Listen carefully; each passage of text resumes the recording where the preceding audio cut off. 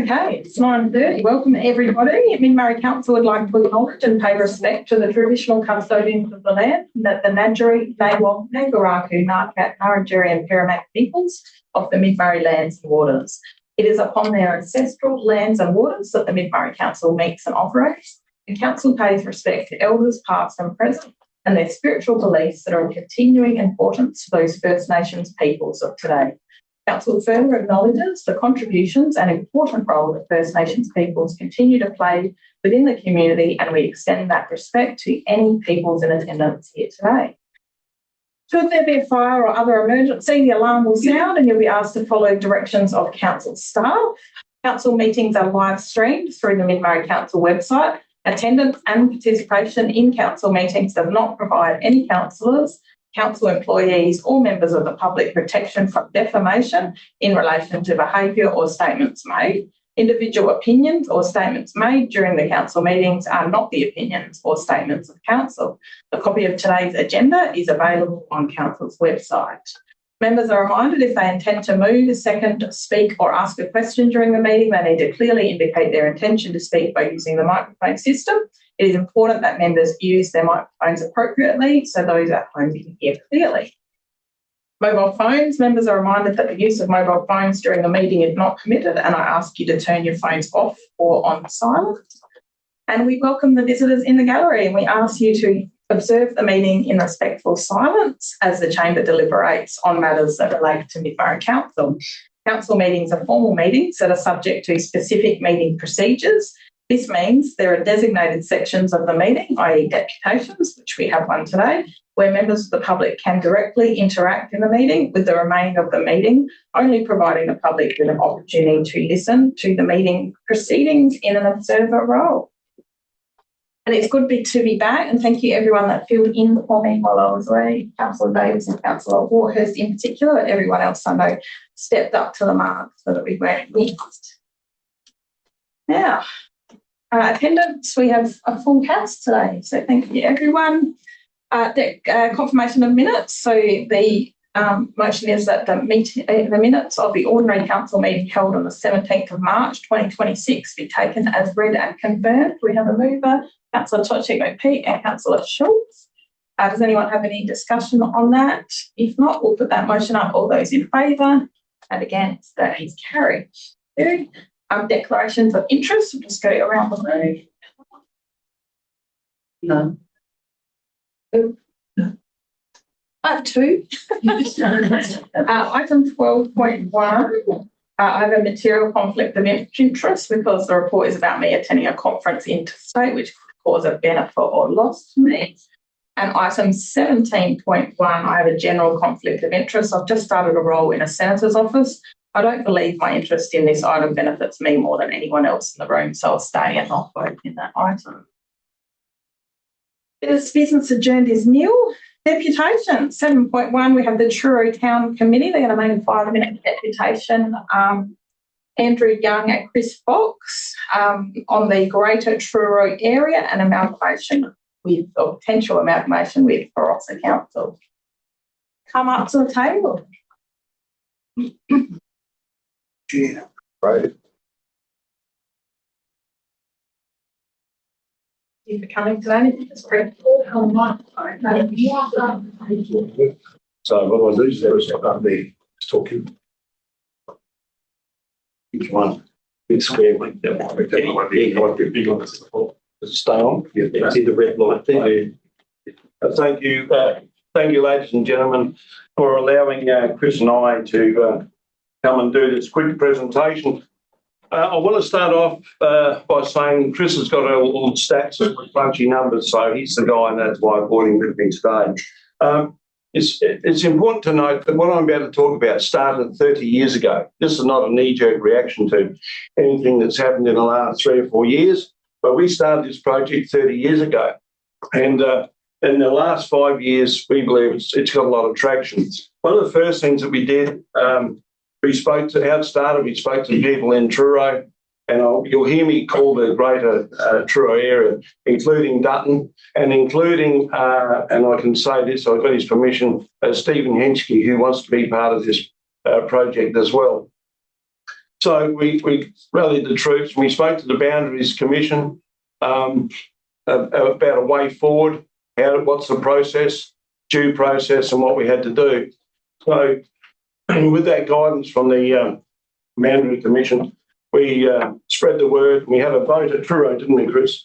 Yeah. And we put it to the people, and we had a bit of a barbecue, etc. And we got the feeling of the people, and we had an overwhelming response, positive response about change in relation to leaving the Mid-Murray Council and going to Barossa Council.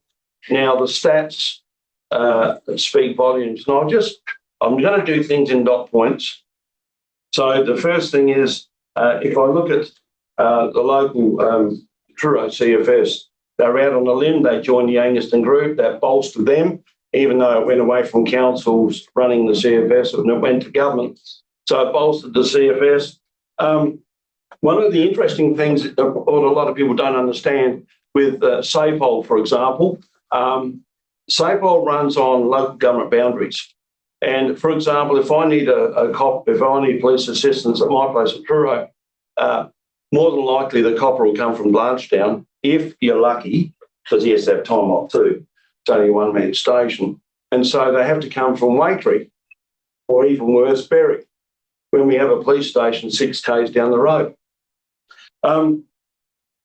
Also, if you look at simplistic daily life, no one, and I stand corrected on this, no one that I know of will leave Truro and come to do shopping at Manning and go home and have a 160-kilometre round trip to buy a loaf of bread. So the mathematics just didn't stand up. And the more we progressively built a picture, the picture was clear. And the people of Truro had spoken and said, no, this is definitely, we want change, we need change. And if we go back to the 1800s, it might have held weight. But we're in the modern era now. And so we took it further afield, and guys like Stephen Henschke came to me and said, we have to do something. We're at wit's end. And to Mid-Murray's council's credit, and they deserve credit, you had a huge debt problem, which I understand has been partially addressed in a positive manner. But it's more than just rates. It's more than rates. It's about services. And if you look at geographically where we are, on top of the hills there, and back to the Barossa, I know this might sound weird to a lot of people, but we believe, or I believe, is that it's almost like a cultural difference, okay? The thinking down the Murray Flats is different to the people in the Barossa. And I know some people will have trouble grasping that, but that's a fact. And so I'm just going to hold it there. And that's a very, very short presentation, because I like to do things in dot points. And I believe I can take questions. If anyone's got any questions, I'll try to answer them. But I just want to point out, right from day one, we've had honesty and integrity.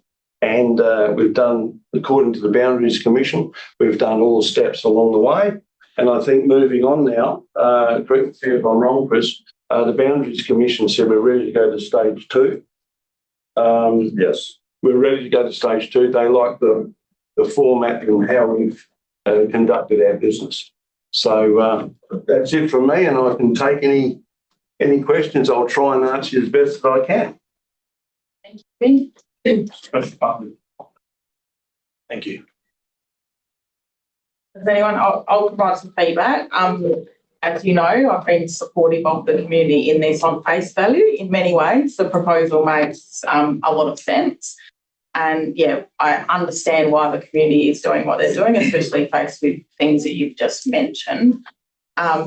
I'm supportive as long as it doesn't cost council in doing the investigation. So that's why I really love the way you're doing it, because going through the Boundaries Commission, it doesn't cost council.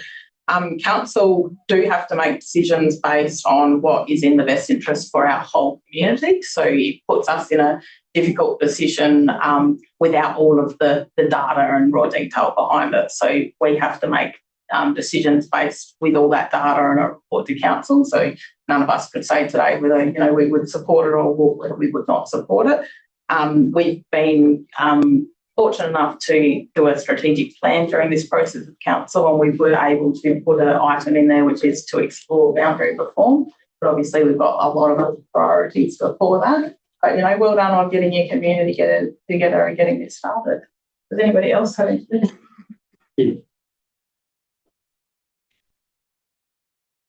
Yep. Well, thank you very much. It's really good. Just wondering the next step, you sort of, because I was going to ask sort of where it's up to and what the next step is. So step 2, what does that entail? You know?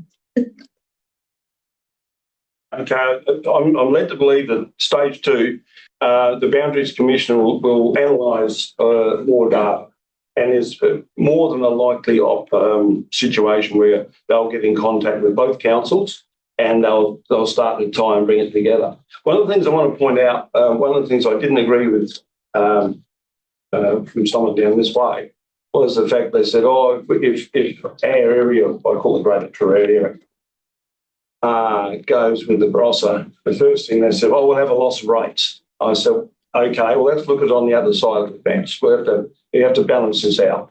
Okay, once on the left-hand side, you've got the loss of rates, but on the other side, you won't be servicing that area. So you've got, in simplistic terms, Mid-Murray's got a budget of that, but you're trying to service an area of that. And so one counteracts the other. So it's more than just money. But in relation to stage 2, perhaps, Chris, do you want to say a few words about what the next step is, or is it Okay. to make it clear? I'll be happy to. Okay. Hi. We have received information from the Boundaries Commission, and I have forwarded this information on to the CEOs and the mayors of both the Barossa and Mid-Murray Council. And it refers to a little bit of backup. We are a community organization. We are a group of citizens. We're not the actual community association that deals with council every day. Primarily to save money, because a general request from a group of citizens, the Boundaries Commission doesn't charge for it. As if a council or a government body proposes a council boundary change, it starts at $500,000. So we have to follow different rules from government organizations. What the Boundary Commission would like, and this is in information that I have sent, which I can share with other members, is it is noted that current responses from the two councils, Barossa and Mid-Murray, appear to be letters and emails from the mayors, which, while implying in principle support for the potential proposal, we are still at the stage of a potential proposal. When it goes to stage 2, it means we have satisfied basic requirements and the Boundaries Commission can consider our proposal. These in principle support do not confirm nor constitute formal resolutions of the councils. If you have evidence of formal discussions of the potential proposal by the affected councils, this should be included. Okay, and what the Boundaries Commission would like would be discussion of principles in guideline number 3, a general proposal from concerned citizens. And I have highlighted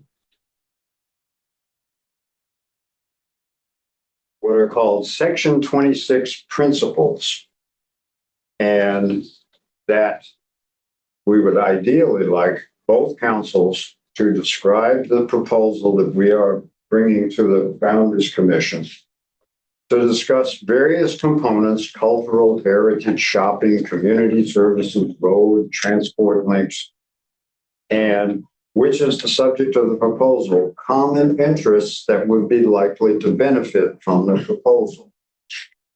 And specifically, in guideline number 3, the proposals, there's a list of dot points. and I won't read them all, but things such as the resources available to local communities should be used as economically as possible while recognizing the desirability of avoiding significant divisions within a community. Proposed changes should, wherever practical, benefit ratepayers, and so on. And what we asked specifically is, can the council meet at some point and discuss the principles that are in guideline number 3, and you can accept or reject the proposal from the citizens of Truro that changing from Mid-Murray to Barossa, would it benefit Mid-Murray Council? Would it benefit Barossa Council? Would it benefit the ratepayers in the area? And you can make your own decisions upon that. And if you do, and we cannot force you, we're asking you to do this. If you do, then you record the results of your deliberations and then pass them back to us so that we can include what Mid-Murray Council thinks about the proposal that we are making. And you don't have to do this, but we're asking. Chris made a very interesting point there. Everything that you do documented, and we get to see it, and the Boundaries Commission has stated clearly the way we've gone about this is professional and it's done in the right manner. So no one can send a missile sideways to us and try and bomb us out the water and say you didn't do the procedure. We are right across the procedures. As I said, this started 30 years ago. This is not just some 5-minute thing that we have, well, let's do it for the hell of it. This has been a slow burn and we'll continue on our the way we go. Thank you very much. And I'll get back to add it to a future briefing so then we can talk as a council on this. Yeah, that's not my question.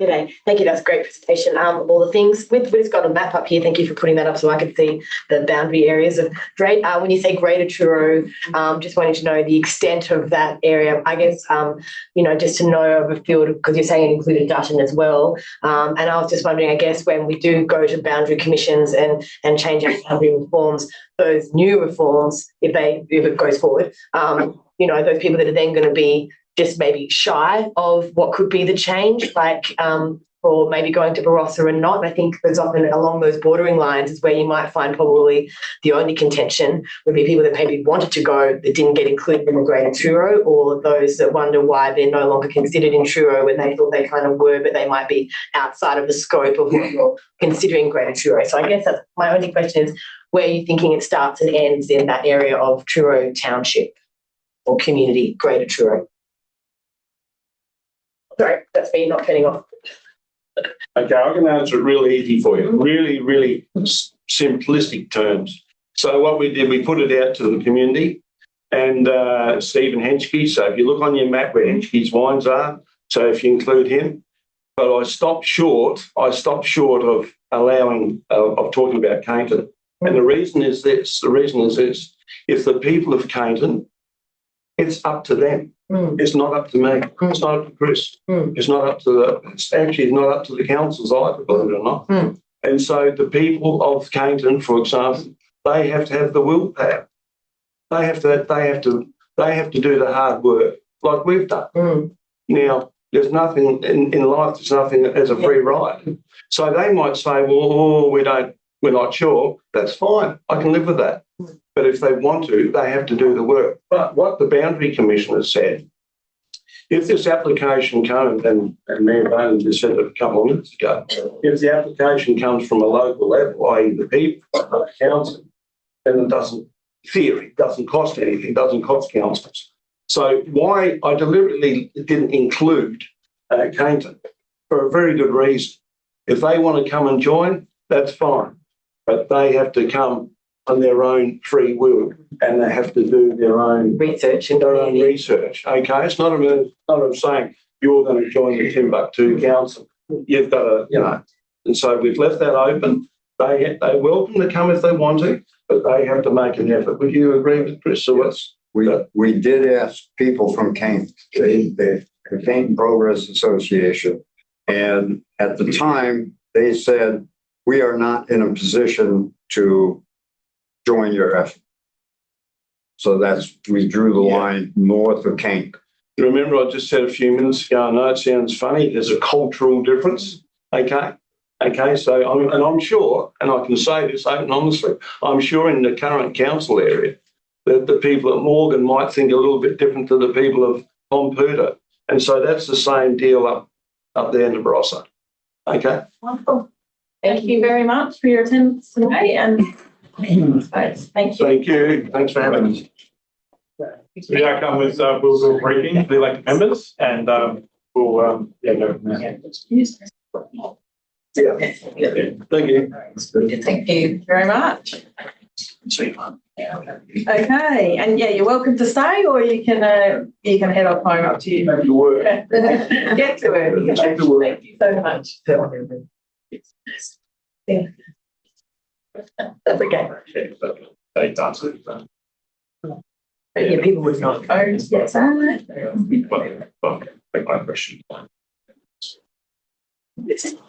okay, item 8 is petitions, and there are nil. Item 9.1. The recommendation is the monthly financial report, March 2026 report on the council agenda be received. We have a mover.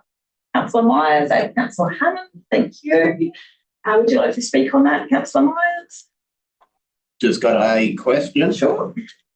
Operating grants and subsidies. Fancy Museum, 18,000. What's the 18,000? I'd have to take that on notice. I haven't got that information from me, but I understand there's 2 small grants there. Well, the understanding is that it's for The mural. murals, but we'll confirm that. Just saying, sort of, just out there that without an explanation. That's all. Councillor Hammond, do you want to speak on that? No, it's fine. Anybody else have any questions want to speak? If not, yes, Councillor Tochek. Sorry, just on the rates arrears, this the table on page 8 seems to suggest that between 2024 and 2026 March, that the actually amount owing has gone down. Not much, but it's gone down, and it's gone down relative to the previous months listed there. But I think in the paperwork it actually says that it's continuing to go up. So is that more years 1 and 2 than year 3? Yeah, just through the chair, I have to look at that because I think one part of the discussion is talking about the season up down, and so I'll clarify that to you. So, But you did say that you did say that I think that you thought that actually people were not paying the first quarter necessarily. Some people were delaying payment of the first quarter, but it was averaging out over the whole year. They're actually paying the full amount. yeah, so we have a tendency of a number of people that either compete and keep for each instalment, or they delay for instalments, and look, there could be various different reasons for that. And it could be possibly that you could have people that are waiting for payments to come through, such as rate payments, etc. So but there does seem to I suppose there's time the time that we actually start legal action is when 2 instalments become overdue. So then that action at the start of the year then catches up at the end. So that escalates to get to a higher point. So as we escalate the legal action, you get more people able to react to that. Yeah, unfortunately, the debtors have actually gone up quite a bit. But when you look at it all up, 1.8 million in 2024 to well over 2 million in 2026. But the 3-year amount has gone down to 900,000 because of the collection that we've done, that one process. Any further questions or comments on that item? If not, we'll put that motion up. All those in favour? Against, that is carried. 9.2. The recommendation is the review of cemeteries and memorials policy report. Council agenda be received. The revised cemeteries and memorials policy attachment 2 be adopted and the CEO be authorised to make amendments of a minor and or technical nature as part of the finalisation of the cemeteries and memorials policy. Do we have a mover for that? Councillor Barber, thank you. A seconder, Councillor Tudging-Peak, thank you. Councillor Barber, do you wish to speak? No. Tudging-Peak, no. Anybody else? Councillor Schultz? Just a couple of typos. Page 39, 2.5.1, fourth paragraph, third line reads, and this sites, it should read these sites, shouldn't it? And then page 40, 2.5.8.2 on the fourth line, it says, and disinter the cremated remains and return council for collection. Should there be a 2 in there? Thank you. Beautiful. We'll get the team to CEO is allowed to do that in point 3. Any further questions or comments in regards to that item? If not, we'll put that motion up. All those in favour and against, that is carried. You. Public consultation. Okay, the recommendation is public consultation, proposed new methodology for calculating CWMS charges for the 26-27 report. That pays for the 26-27 financial year.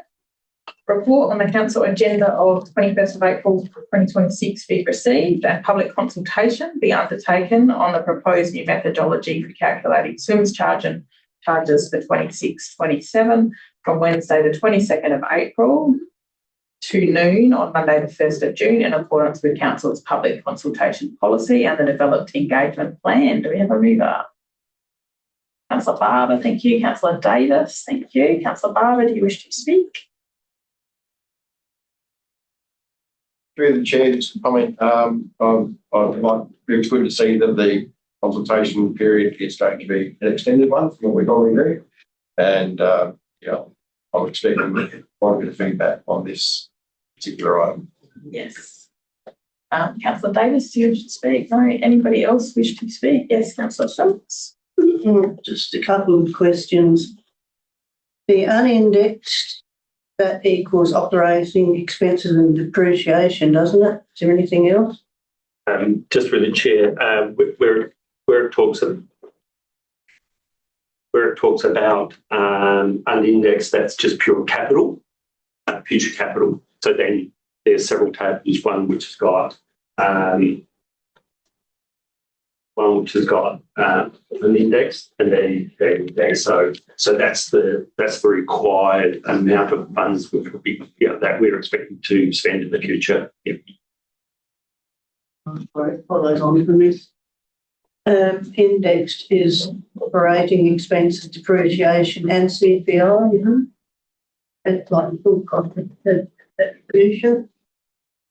So just through the chair, so where those tables are, the 25 years and the 10 years, it only relates to the capital expenditure. You've got operating expenses, that's a separate item. Yeah.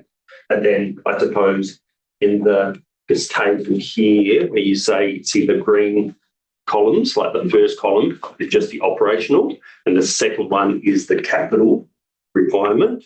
And then you've got like a column which says, oh, well, if you had to catch up in one big hit, what that should be. Yeah. Yeah, and then it goes on to saying, well, some of those increases are extraordinary, let's say.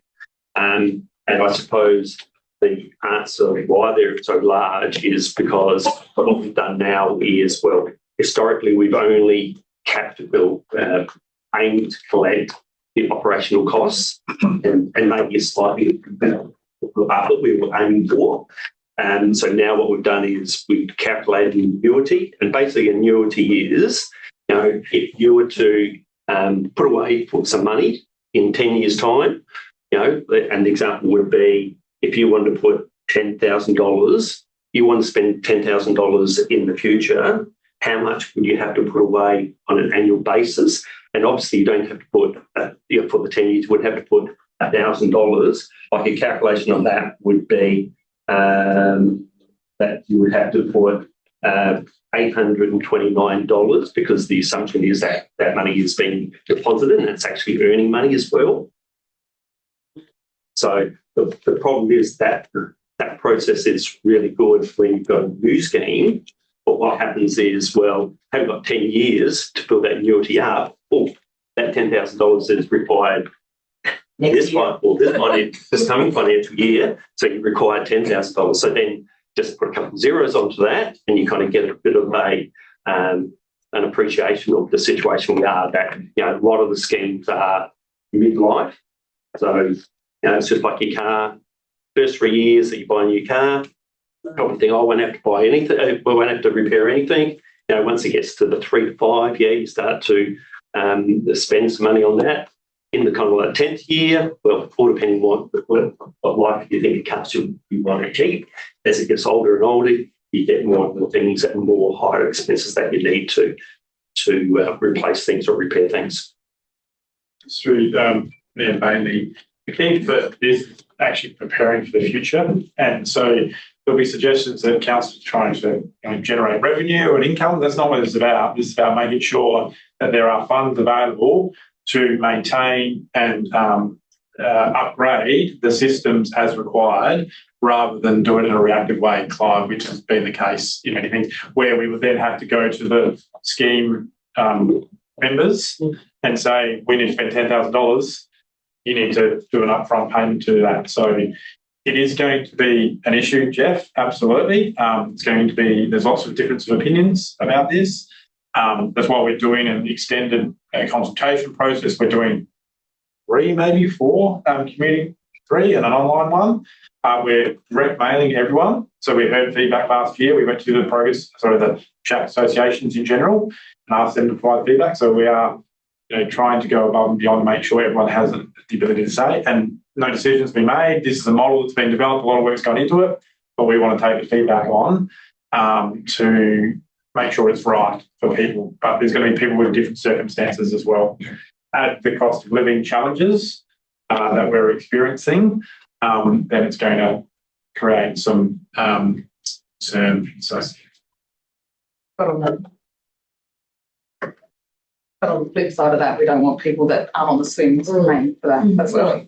Now, I'd forgotten that somebody had asked me to go into suspension, but I'll just allow questions if we think we need to. Anyone can just put up their hand and say suspend, and we should have a discussion.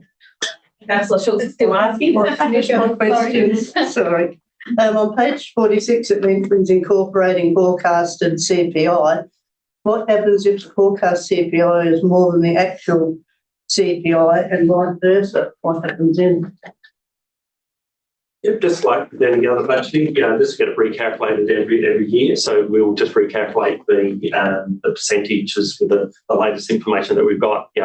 Unless anyone's got a better idea or suggestion to me, that's how we normally budget it. Just as we do with our long-term financial plan, we look at our assumptions, we see what the latest forecasts are. Just as SCOSA says to us, well, when the council sets the budget, you should always use the latest CPI. Several years ago, we used to use the February forecast from the Reserve Bank and then basically ignore the May one because we've kind of gone out to public consultation. Now we actually advise people that we use the February forecast, and then the budget adoption will be reviewed with the latest information from the May forecast, which is given by the Reserve Bank each year. Yeah, well, I had to ask that question because I didn't want us to get into the catch-up mode, Thank you. Any further questions? No? Councillor McGregor and then Councillor Hamilton. That's true, the answer. But I've got 2 questions. It did just touch on it. Given the annual service is going to be phased in over 5 years, does that mean that the general ratepayers then foot the bill for that amount until we do that, till we get to those 5 years? It's through the chair. And so what that means is we're going to ramp up the increases which are required. So as been mentioned, we still may have to go back and revert to people, to various schemes and say, look, you need, $250,000 to be spent in the new financial year. You haven't got a fund. We'll have to take a loan, and we'll have to lend that against you. The other scenario is that we're now going through the schemes, and if they have a surplus, we'll be rewarding them with the interest earned. If they have a deficit, we'll be charging them interest for funds used as well. So if there's only like a marginal deficit, if there was only shortfall, if you had Blanchetown, there's over a couple of hundred there connections. If they're only short by 20 or 30,000, we would probably go and ask for a collection because they'll probably make it up in the next year. We would actually say, you're in deficit, you've used some of council funds, and we'll charge you interest appropriately for that 1 year where they're in deficit. So next question through the mayor. Yeah. Is the members contribute to the costs? So general ratepayers not contributing. Thank you.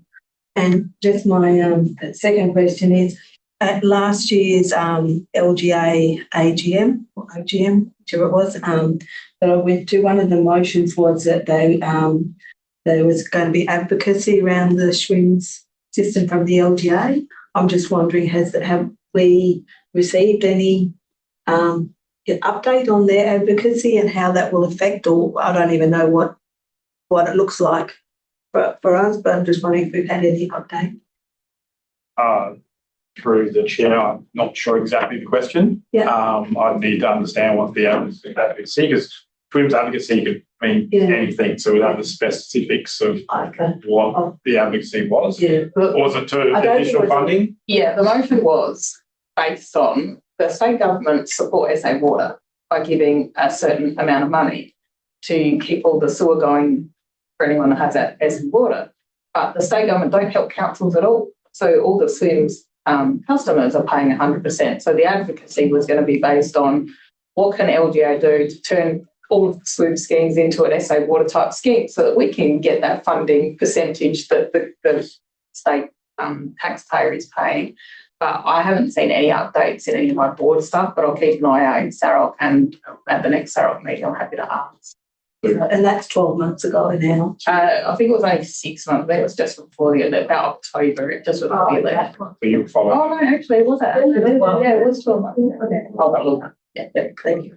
Just through the chair, there's always also been discussion where many schemes have seen that the government actually contributes to a new scheme.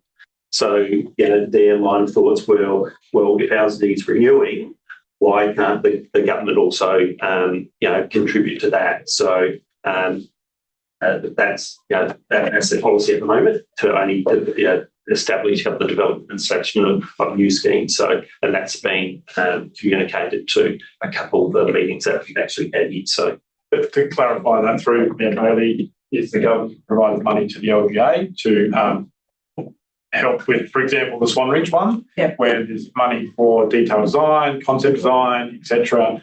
And so we get questions if we want to upgrade ours, can we access that funding? No, that's for new schemes only. Yeah, Councillor Hunt. Mine was just a comment, really. That it's just great that there's so much work has gone into this. I commend you on all of that. And I think obviously it's very important to use a pay system for these things. That the rest of our ratepayers aren't paying for other people's swim systems and connections and maintenance and renewals.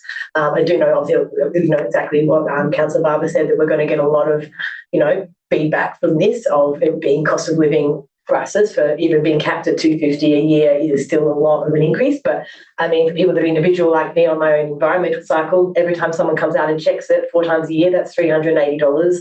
So, I mean, things are going up across the board for everyone else individually on their own systems. So I think having this swim system is a much better situation than having 1,000 septics. So, yeah, I do think it's going to be hard. We've got to put that information out there to people that this is the best option going forward for community, for everyone. It's good work. Yeah. Anybody else? Yeah, that's what's it. So the consultation is just for people who are involved with the residents who are involved with one of the swim systems. No? Yeah. No, that was I can project it later. No, anyone can provide feedback that is interested party, but we're targeting those people that are impacted by it. So we don't expect to be surprised, Gary, if we receive feedback from people that are outside of a property owner or on a scheme, but we are targeting those by writing to them because obviously they're the ones that are going to be financially impacted by this. But the broader community can provide feedback as with any of our consultation processes. Yeah. That's supplementary. So I think that you may get people who are compliant who just think that it's profiteering by council. So I was just wondering whether in the fact sheet it might be worth just emphasising not only that there's not been full cost recovery, but also that this is not something that's going to financially benefit council in any way. And I don't think you see that in the fact sheet.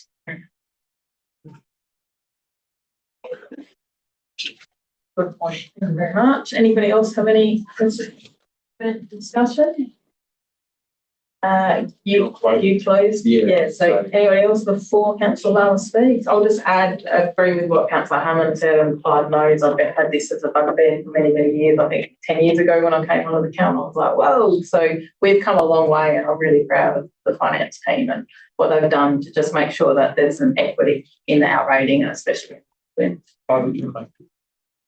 Yeah, I suppose just going back, the general public, we have had comments where people aren't involved in CMWS, but they can see that will help with the sustainability of the council, and they've been supportive in that way. And I'm just going to also mention, there may be questions where the previous last year where we had public consultation and it was calculated in a different way where it was looking at recovering the depreciation amount, and depreciation is really, if you average out what the loss of the assets is over a long period of time, that's really doing it on an even basis. So why we've changed now is because of the assets were gifted, the majority of those assets were gifted either through government grants or through the shack associations actually constructing and financing it, then giving it to council so they could have their freehold leases. Why SCOSA recommendation is, or rules are, where they're gifted assets, you shouldn't be recovering depreciation. You should be, because what's happened is the holder has not, the outlay hasn't come from council itself, so you don't need to pay council back. But what happens is then they say, well, but then you've got a requirement to fund something in the future, and the annuity kind of calculates that. So some people say, oh, but last year was a lot less. Now you're a lot higher. So before we were doing is saying, depreciation, and that once again, that works really good at the start of the scheme when it's in its early stages. So you can actually accumulate, like with your car. If you start putting money away in the first 3 years to say I've got some repairs in the future, you kind of got that money building up. And so what we've done now is we've gone, hold on, we're not at the start of life of the various CMW schemes, and I've done a calculation of each one. We kind of like halfway or quarter way or, a third of the way. So, those expenses are a lot closer and the time's a lot shorter. Yeah. Councillor Barling, closed. Through the Mayor, just finish off with a comment that I have seen a shift in mindset in some areas regarding the swims in recent times. Some people that 2 years ago were like, oh, this is just council just grabbing money, blah, blah. They now actually understand how the system works and how it should work. So hopefully that mindset does slowly spread through the rest of the systems. Thank you very much. Okay, we'll put that motion up. Those in favour? Against, that is carried. 10.1, the recommendation is the infrastructure and field services summary report on the council agenda be received. Do we have a mover? Councillor Hammond, thank you. Councillor Davis, thank you. Councillor Hammond, do you wish to speak? No. No. Councillor Davis? No. Anybody else wish to speak or have any questions, comments? Councillor McGregor, Councillor Warhurst and Councillor Barber. Just through the chair. Dave, just wondering, the illegal dumping, is that just something that the staff have seen in their travel rounds, or was that reported and to it? Or do you know? Through the chair, it's a bit of both. The teams work on mostly routine runs. They know where there's hotspots, so they will go check those, especially after long weekends. But then otherwise, there are some reports that do come in and we'll respond to those.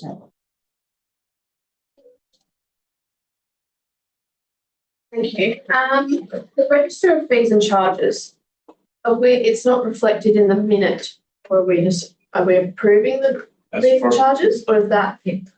Sorry. Through the chair. Sorry, that's me. Through the chair, it's for information, but I'll go through the budget first. Okay, so cool. We'll just flag it early, so that we can make sure that we're ready to go. Because we obviously need to communicate that out to people. So no decision. Thank you. Through the chair, I just had some feedback from your staff, Dave. I've recently had some positive feedback about how some of the reserves are being maintained, and I think I've been saying they're quite a good way. Thank you, Councillor Barber. Any further questions or discussion? I have one question. Somebody put on my Mayor Facebook page that they've heard that the standpipes, the new standpipe automated water stations, aren't working so well on cloudy days. Have you heard anything about that? I told them I hadn't heard it, but Through the chair, one of our staff members monitors the app and can actually assess the charge rate on them, and they'll get an alarm if there's a low voltage. Earlier in the piece, we did have a battery issue with the sedan one. We haven't had any reports that there's been any major issues. In actual fact, there's been a fair bit of positive feedback in regards to it. But I think Blanchetown was one where there was also, I think 3 weeks ago, Blanchetown actually dropped out. So that was actually being monitored to make sure that the solar panels were actually still charging. So they're the only couple that I know of. fabulous. Thank you very much. Don't be surprised when there's positive feedback. Yeah. It's negative feedback. It's all been okay. Although I had a gut feel they'd be positive. It worked in the Barossa, why wouldn't it work in the Mid-Murray? Councillor Tonjek-McPhee. Yeah, just on page 112, looking at the cross-departmental consolidation of building utilisation and occupancy data, which is I was just wondering on whether there is a time frame on that we could have access to the utilisation and occupancy data before our term ends, seeing we've been working so on this whole sustainability project. I think I documented Thank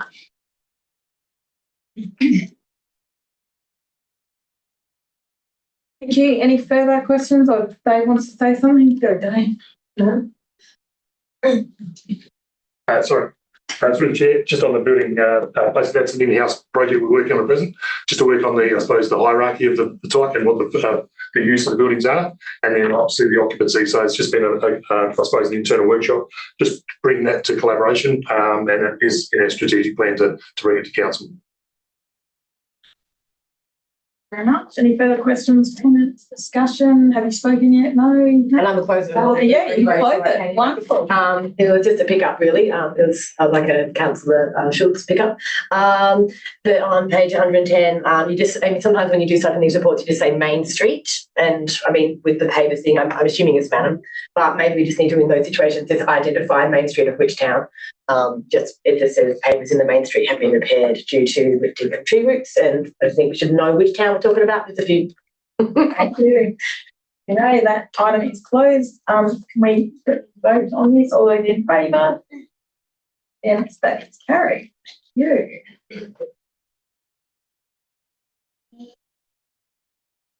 Clever. Appointment 1. The recommendation is the Health and Community Services Activity Report, the Council Agenda 21 April 2026 be received. We have a mover, Councillor Barber, thank you. Councillor Howard, thank you. Councillor Barber, do you wish to speak? Through the chair, I've got a couple of comments and one question. Firstly, very extensive report, very informative. It's good to see an increase in the grant guru activity. It's unfortunate to see a bit of a decline in the Your Say activity. And the question I have is, how does council staff deal with the homeless campers?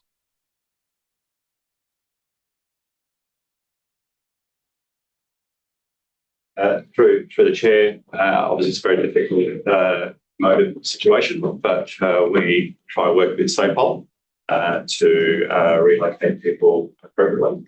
But yeah, it's a very emotive situation, and we have limited capacity to hire more homeless people within the district.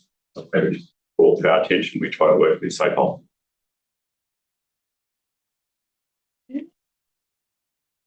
Further questions?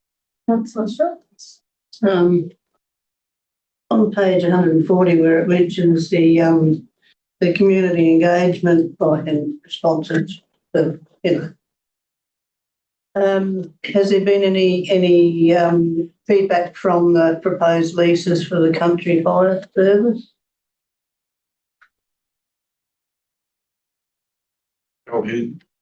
Handle that through Mayor Bailey. No, we've signed the letters today.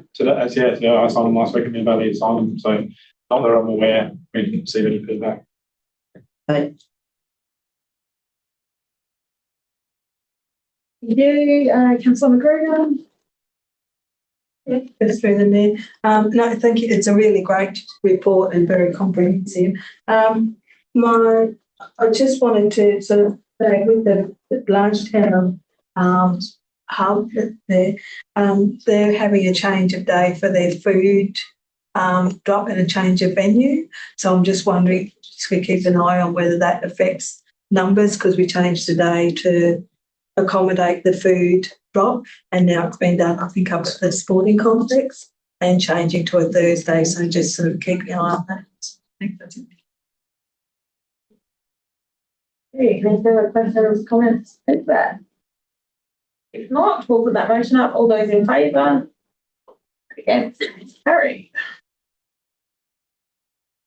11.2, Mid-Married Community Services Facebook page on the council agenda of 25th of April 2026 be received. We have a mover for that.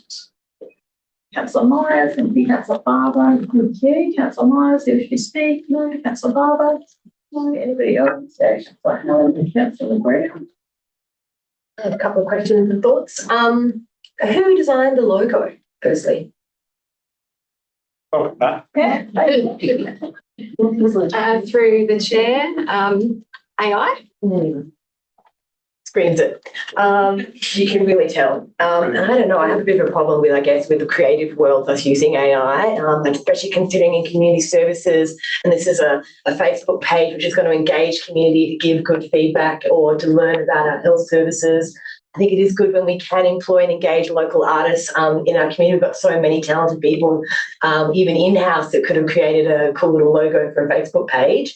My problems with it is it looks like it could be a flora, a margarine, as much as it looks like it could be Live Well. But there's a dog here that's off lead and walking along the river. That's something I know that we probably don't want to necessarily be endorsing with our Live Well campaign of just responsible dog ownership, and your dog being on lead is an important message I think in Mid-Murray we want to put out.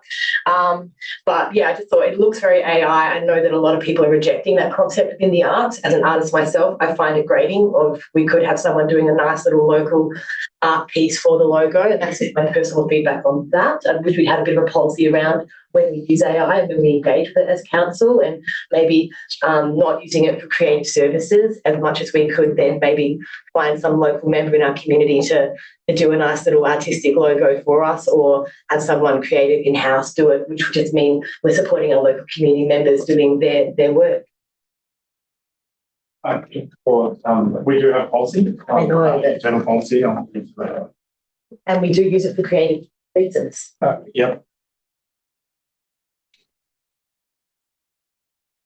That's going to add through the chair. Obviously, in terms of internal capacity, it is limited. So obviously, yeah, the use of AI does allow us to do a little bit more than the resources that we do have. I do appreciate the creative aspect of it.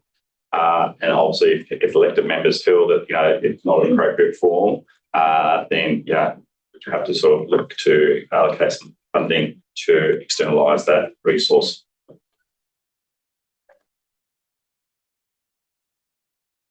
That's true, the chair. The only question I have is when we're setting it up for information sort of sharing, will we have the response tab open for responses? Like we've taken that off our general post. It could be as people troll through, they find one that's got the option in. We get a lot of, bluffs and blood. Through the chair, we will monitor it.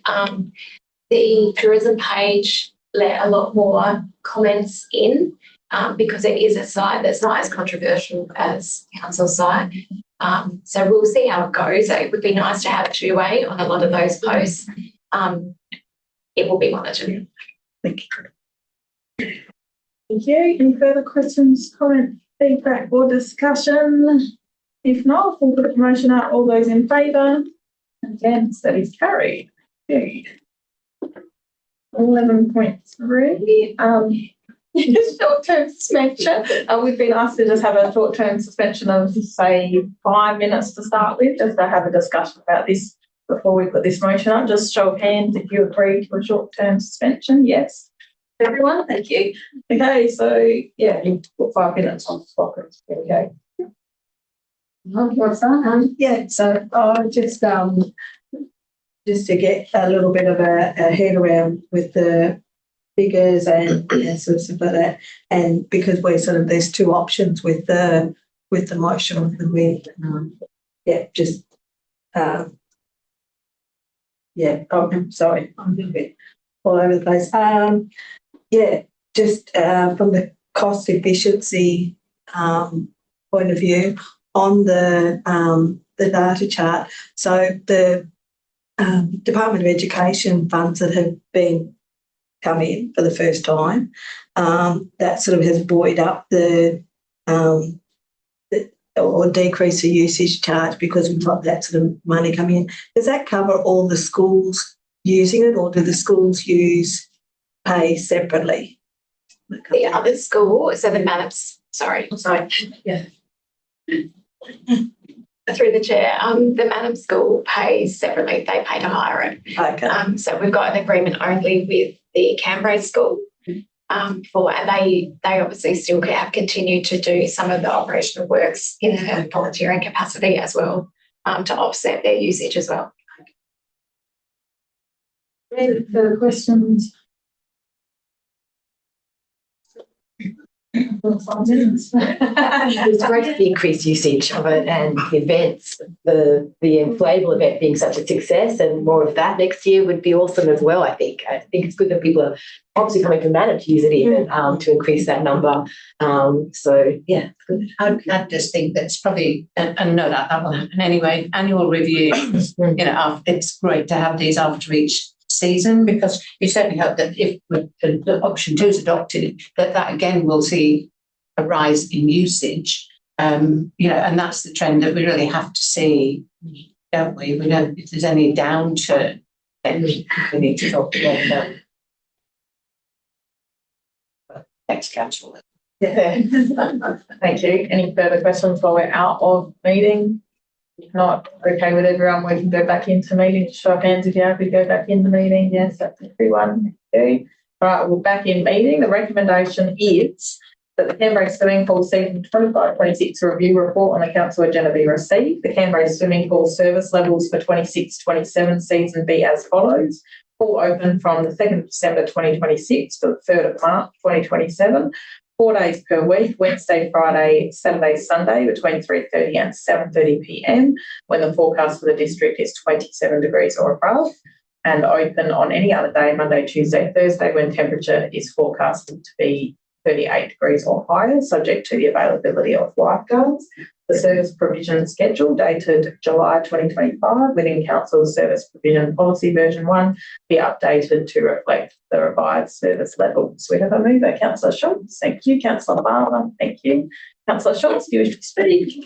Just briefly, I do agree with raising the temperature to 27 because myself, I wouldn't want to swim a 25-degree day, and that helps with helps with reducing costs because the lifeguards are usually probably standing around twiddling their thumbs when no one's there at 25 degrees. Yeah, Councillor Barber, do you wish to speak? Anybody else wish to speak? Have any discussion, questions? If not, we'll put that motion up. All those in favour and against, that is carried. Yeah. Thank you, Matt. Okay, so I'll put one. You can use my office. So she always says to myself.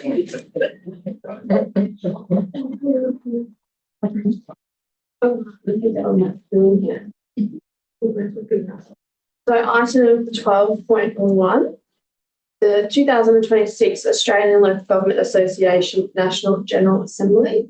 The recommendation is that the 2026 Australian Local Government Association National General Assembly report on the Council agenda of 21st of April be received. Mayor Bailey be authorised to attend the National General Assembly of the local government to be held in Canberra from the 23rd to the 25th of June 2026, and the Australian Council of Local Government Forum to be held in Canberra on Monday, the 22nd of June 2026. Do we have a mover? Thank you, Councillor Myers, and thank you, Councillor Barber. Any questions from anyone around the room? Anyone wish to speak? Oh, yes. Okay. Just through the chair, I think it's a great opportunity to, sort of grow on the advocacy of the hard work that's been done, and we get a lot back from these sort of opportunities. And just asking, are you going again this year? Subject to me going. Yeah. You've got to approve her. And then, Okay, no, that'd be great for last year. Yeah. Great, thank you. All good. Lovely, thank you. Anybody else? No, I will put the motion up. All those in favour? Thank you. And against? That is carried. Thank you. Thank you. It's okay.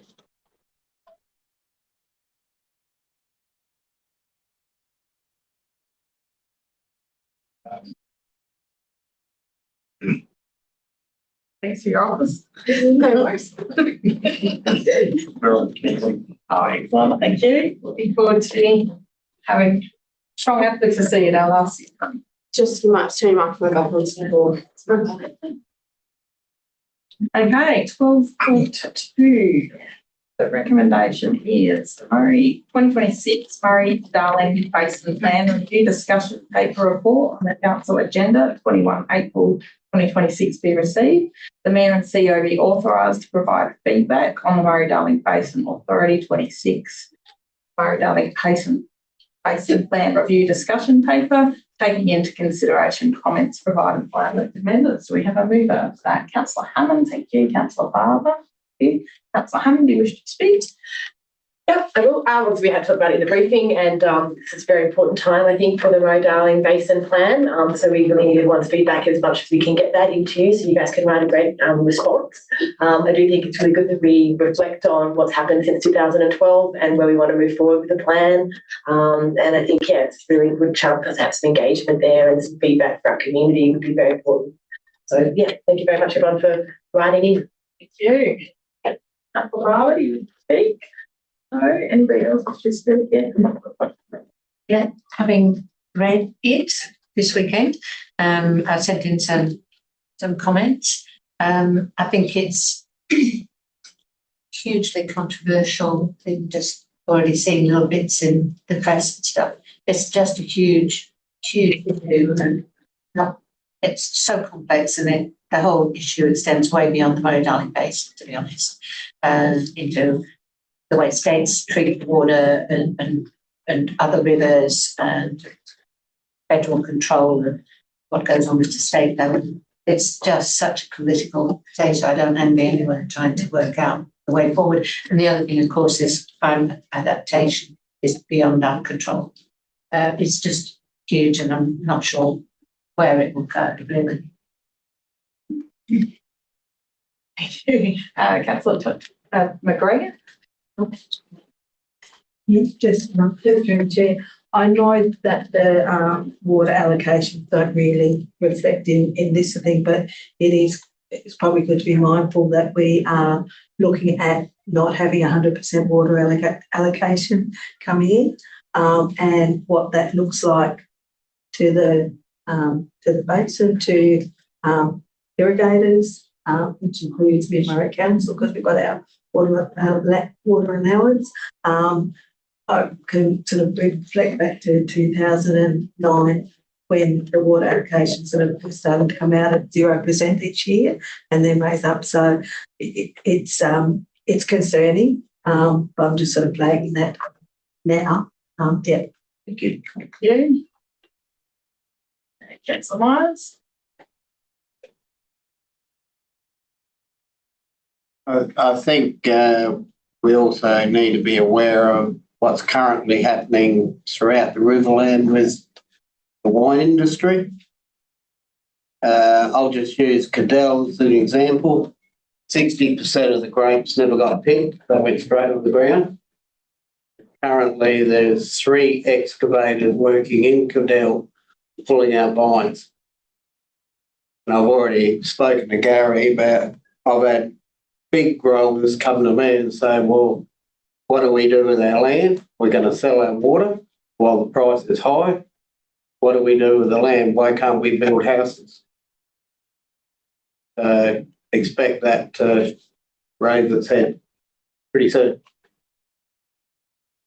Thank you. We'll appreciate your feedback for the report, Councillor Myers. Now, you would be closing. Anybody else wish to speak? Or Councillor Hammond closes?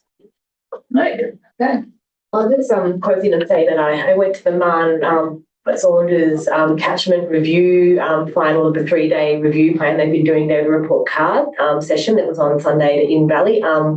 And out in the office here, I've dropped in a whole heap of hard copies of that review and report, even though that's not necessarily related to this Murray-Darling Basin Plan, it is. And they're going to be putting in their own response to the Basin Plan, because all of those estuaries that come into the river are affected, obviously, by rainfall and other environmental factors, as well as irrigators' use and water allocation.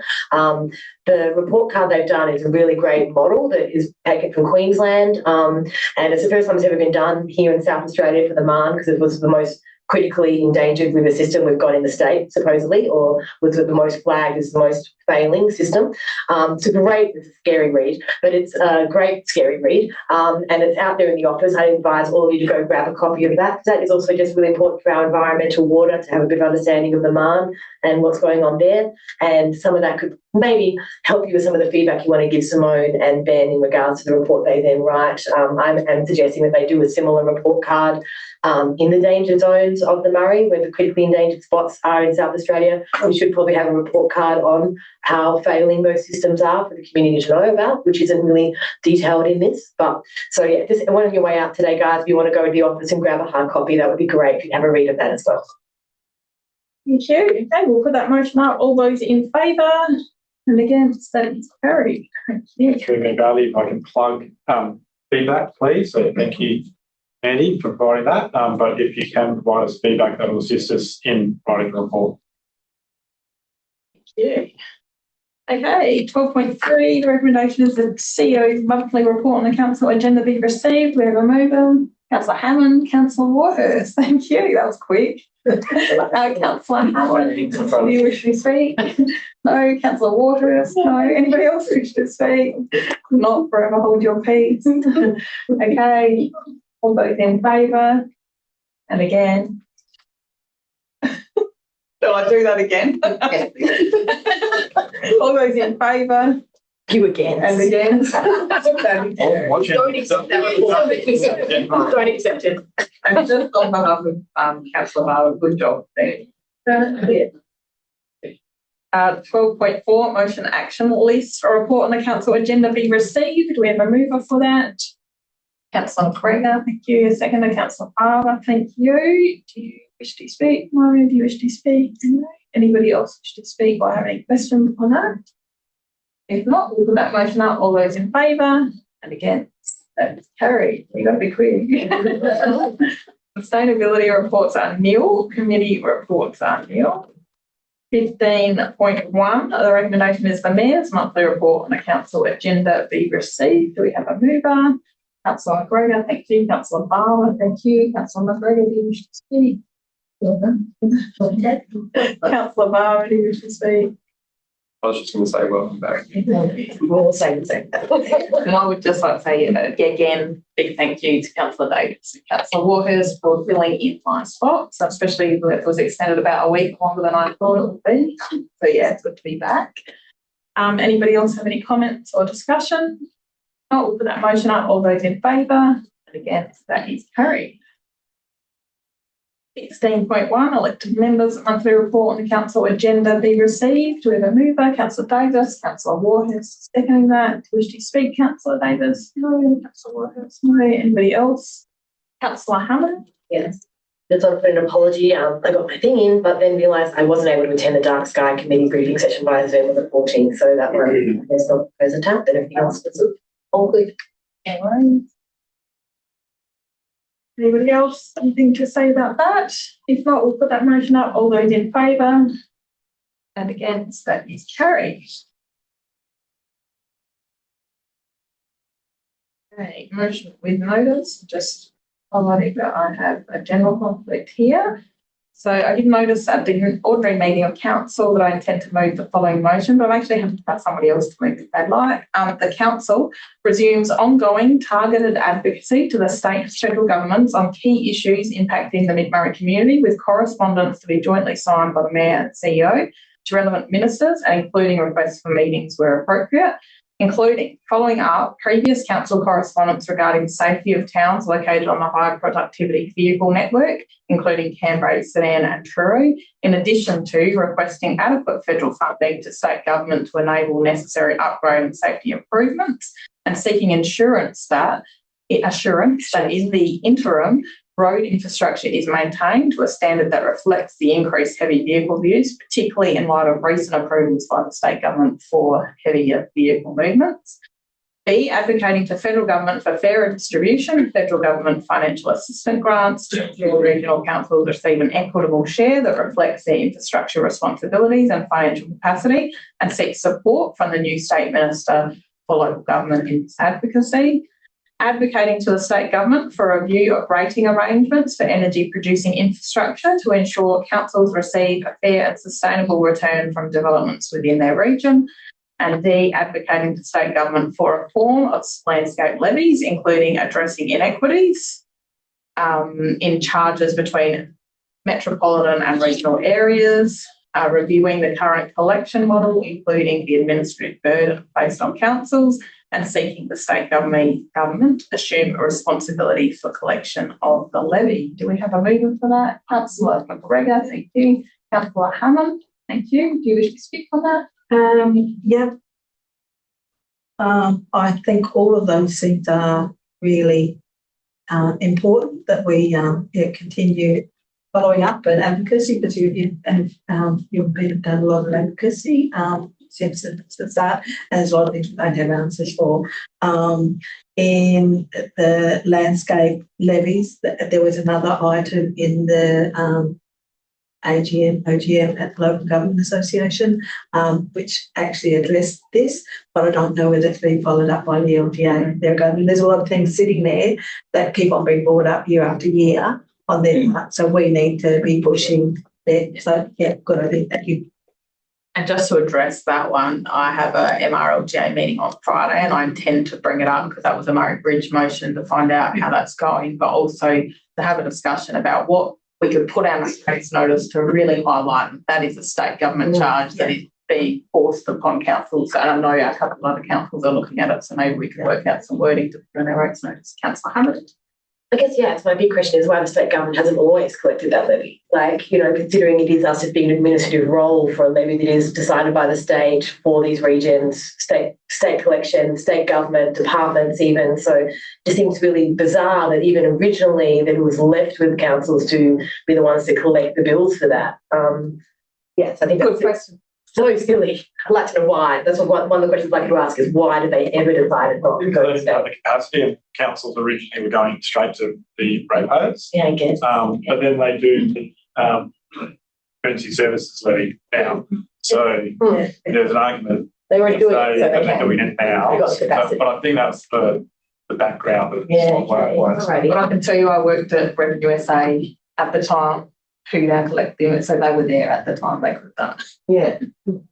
Any further questions, comment? Councillor Schultz and then Councillor Lyons. I'm just wondering where you say ongoing, should that have a time frame on it? I mean, like to the end of this council term, because then afterwards it's someone else. I meant ongoing advocacy because we've already done it, so it's just bringing it back up and really resume it. So you don't need a time limit on that. We'll just work that real quick. Yeah. Coming now. Yeah. This term. Oh, potentially might for one more time. Thank you. Councillor Lyons. Is there any way you can include Annandale to Blanchetown in this? That's your main Sydney road, and that's fallen to bits like the rest. Yep. Sure. We'll add that. Councillor Barber. Through the Mayor, obviously it's very important the issues that you've raised, especially the road. I think a lot of us agree that the current route that the heavy vehicles are taking is certainly not suitable in its current state. And just on a side note, I think this is to all the naysayers out there, it's just proving that you are still working on this route. Never stop. Thank you, Councillor Barber. Any further questions or comments? If not, we'll put that motion up. All those in favour? And again, that is carried. Questions with notice, there are nil. Questions without notice? I do have one. There's been some media commentary about water allocations being received next financial year being dropped down to 62%. I'm just wondering what the implications of this would be for council and what do we need to consider? Thank you, Mayor Bailey, through you. So we have about just over 400 megalitres as a water allocation, water license, and 189 of that is for Madam Waters, for the evaporation that we purchased and the Madam Waters residents are paying off progressively. We use on average around 80 to 95% of allocations across the period, the last few years, noting that obviously that was impacted by the flood because there was obviously excessive water and infrastructure damage to the meters. So we didn't actually get charged or the allocation wasn't used during those years. If we do have excessive water at the end of the year, we can sell that on the temporary market, and we have considered that in the past, and we'll consider that moving forward. I suppose your question is, what is the risk to council? The financial exposure is limited because we will reduce our use of our allocation to make sure that we comply with the 62%, noting that in the past that sometimes the allocation starts at that, it can increase over the period of time, but we will obviously manage that. An important point is the Madam Waters evaporation requirement is linked to the to the allocation. And so if, for example, it goes down to 62%, then we're only required to provide 62% towards that. So there'll be no impact on that. So there wouldn't be a position, I don't think so, of us purchasing any water to cover, because we'll just manage that. We've already started to put some contingencies in place. So we're reducing our water usage now to reduce shock. If we have to reduce the watering of our open spaces and ovals and trees that we do. We've also applied for some funding through PIRSA to undertake a water audit and identify efficiencies of our water use moving forward. So we've got some steps in place, but we think we can manage the risk to the region. Obviously, a significant potential impact on us, on businesses that rely on their water allocation as well. Thank you. Hopefully that provides your answer. Any further questions without notice? Councillor McGregor. Yep. So I just wanted, following some recent public commentary, and there's been suggesting some external advocacy led to the Manning RSL sewer connection and taking sort of a lot of credit for it and discrediting ours. Can the staff confirm if this was the case, that it was because a third party got involved in the conversation, or was it just good work from the council and the staff that led to a really great outcome that the RSL is now connected? Well, we've done our part to connect to the sewer. Thank you. Did you get the question? Sorry, Through you, I think so. Look, it is connected. The building's not finished, but the connection is there.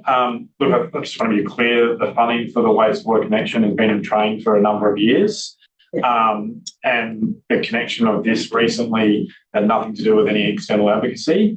Rather the work the council staff and council have done to secure that funding through the infrastructure department and through the community services department.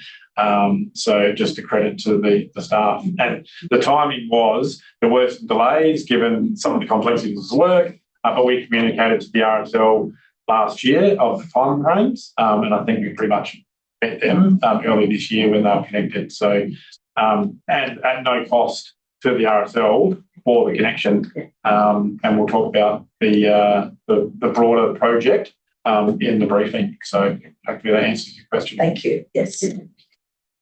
Very good outcome, and thank you to staff, elected members that had to sit in on those meetings and feel the pain every time you couldn't give good news. So, any further questions without notice? Councillor Barber.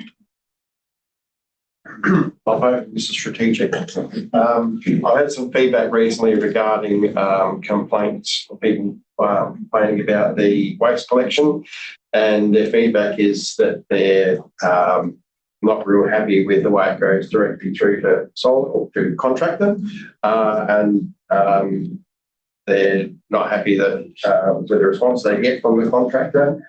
And so they've asked if there's any reason why council cannot actually keep any sort of a ledger on the complaints, even though they're then being transferred to the contractor.